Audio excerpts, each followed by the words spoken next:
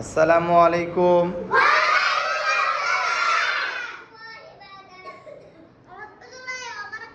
আপনারা সবাই কেমন আছেন?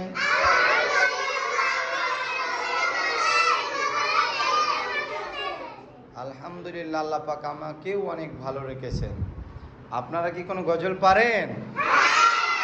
আচ্ছা, আমাকে একটু গজল শোনাবেন? আচ্ছা, ওকে বলেন দেখি।